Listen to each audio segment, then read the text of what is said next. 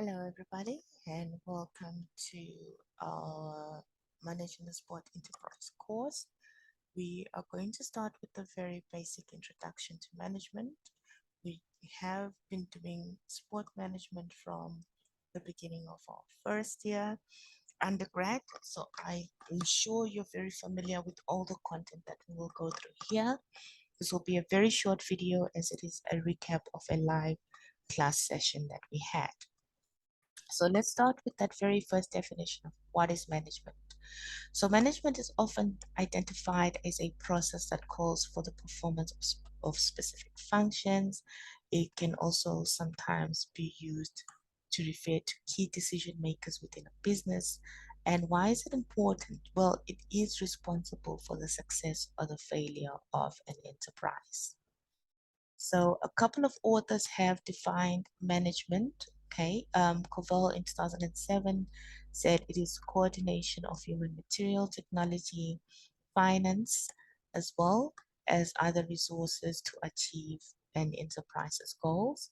And then he goes on to define management by its functions, which are, as you know, planning, organizing, leading, and controlling. So planning is the very first basic function of management where you strategize, you set the goals, the objectives, you define the vision and the mission of the organization of the enterprise. And the second function they're organizing is where you formulate the organizational structure.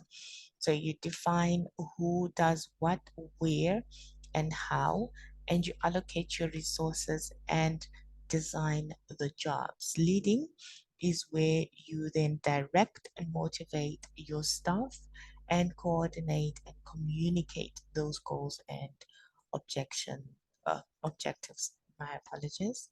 And controlling is the process of monitoring and evaluating. And I've identified three levels of management there: top management, middle management, and bottom management. However, recent studies argue that managers should not be the only ones responsible for management functions, but the responsibility should be shared across the enterprise, thus suggesting that instead of an exclusively top to bottom management style, it should rather be bottom to top in terms of strategizing.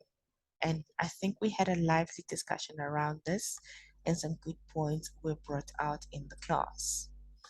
Now, the evolution of sport is quite interesting.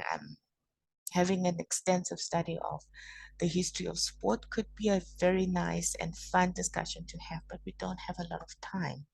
You see, sports history can be traced as far back as 17,800 years ago in France, where some caves have been Paleolithic caves have been found to have some paintings that show evidence of sport in France. So we cannot exclusively or decisively say, well, this is the point where sport started. However, the professionalization of sport can be seen clearly in the 1800s. If you refer to Vampleur 1988, he argues that horse racing was the first sport to be considered as a business until the 1900s, where we see the emergence of cricket and tennis entering the professional sport um, environment. Now, sport is a very unique industry and cannot really be considered or addressed in the same way that you would address any other business industry. So, what is sport management? How is it different from general management? There are a number of definitions proposed in literature. Some authors, Hoya et al. In 2012, proposed that it's the application of management system and strategies in professional sport business, while Covell argued that it's a form of business management responsible for the performance and success of professional sport organizations. We have Peterson's proposal there that sport management is the study and practice of everything that is involved with sport, and one that I came up in 2020, suggesting that sport management is a study and practice in which business management strategies are studied and applied to performance and success in the context of its unique aspects. Now, this is a general sport management model. We have right at the base educational sport, and I compared this, if I remember correctly, in the live session with our national sport and recreation policy. Okay, so right at the bottom we have educational sport. That's a broad base, and that is the foundation of sport, grassroots sport, if you would like. So this is the sport that we find in our primary schools, where people and children are being introduced to the basics of sport. Then you have recreational sport at the next level, which is where people and children choose to do sport in their downtime, in their leisure time. And then we have athletic sport, where our recreational amateurs then venture into competitive sport and eventually professional sport, where they get paid to perform in sport um, activities. Right. As sport became more commercialized, we started to see three distinct aspects or sectors. Okay, so sport in the public sector, which forms mostly that bottom tier of the pyramid we just looked at.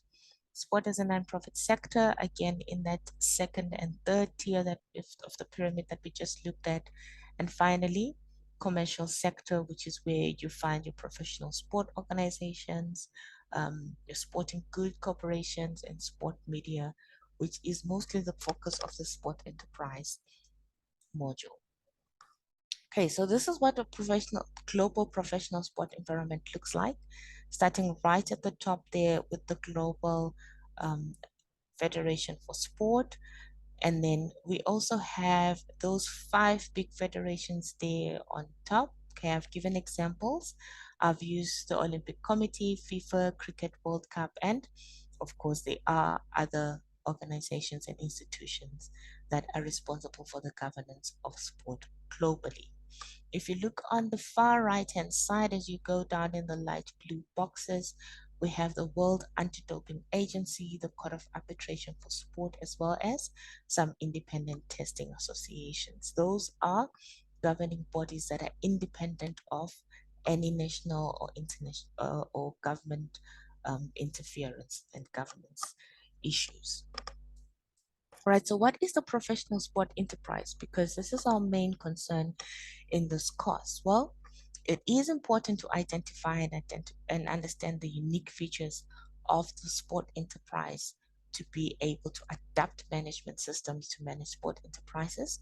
So what is that professional sport enterprise? I think we had quite a few definitions there. Eventually we went with that it is a business organization that is set up to manage and to produce sport goods, services, and products.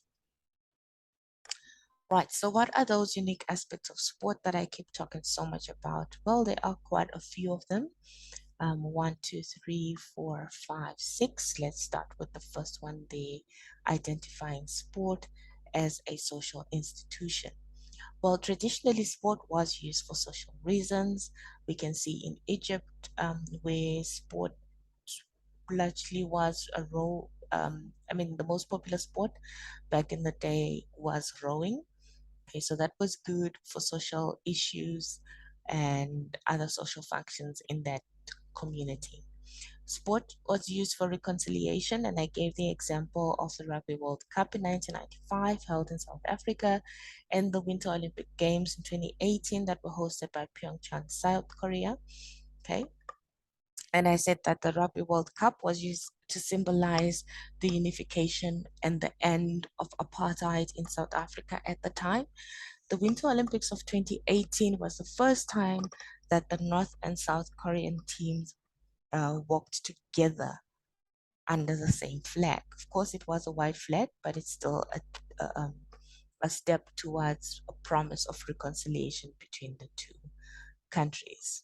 Now, sport has also been recognized in the SDGs as a means to promote education, health, development, and peace, and we'll talk about this later as we go into our sport events um, chapter. Right, sport as a business. There are two forms of approaches that that sport business can take. Some businesses become profit maximizers and some become utility maximizers. Once more, I'll refer you to Vampler 1988, as well as a few other sources there right at the bottom. So, profit maximization is when a sport organization is designed to maximize profit, okay, to make a profit. While utility maximizers are sport organizations that are willing to play even in uneconomic fixtures to improve their win-loss record. So their primary concern is winning games uh, rather than making a profit. So while in profit maximization, you might find that the profits that are made are distributed to shareholders, used to make their facilities better, increase their market value, market the team, and so on. In utility maximization, you might find that all those profits are likely to pay the wages of their players and or to attract and retain skilled players to improve their winning streak. While the sport product is highly complicated and very difficult to delineate. Why? Because it's a good or a service or a combination of both that is designed to fulfill the needs of a sport consumer. Sport services can be identified as sport fitness centers, events, contests. So they differ in definition, but they are all sport services. Sport goods can include apparel, sport merchandise. It could also be sport equipment involved there. And also, interestingly, athletes, professional athletes, or sport teams can also be seen as sport products. Right, the sport market is also quite unique. Why? Because it's the only market where competitors have to cooperate with each other in order for them to be successful. And what do I mean by cooperate with each other? If you go to a sport event or a game, tournament, whatever the case may be, two opposing or competing teams have to work together for that event to be successful. If one team says, nope, we are not going to compete, then the event is a failure and both lose out on a lot of money. So customer satisfaction cannot be guaranteed, unfortunately, in the sport market because you cannot say come to the game because our team is going to win. You cannot guarantee that your team is going to win. You cannot guarantee that the event is not going to be disrupted by the rain or if something is going to happen. So the outcome of the event is quite unpredictable and customer satisfaction cannot be guaranteed. And yet, the service is also limited by time, cricket season, rugby season, soccer season, tennis season, and so on. So time is a limitation in the sport market, making it very unique. Also, the sport consumer is quite unique as they suffer a high degree of loyalty that has baffled so many sociologists out there. It's still an ongoing discourse, and nobody can really understand what is the bond between a sport consumer and their team of choice or their sport of choice. It's quite baffling, really.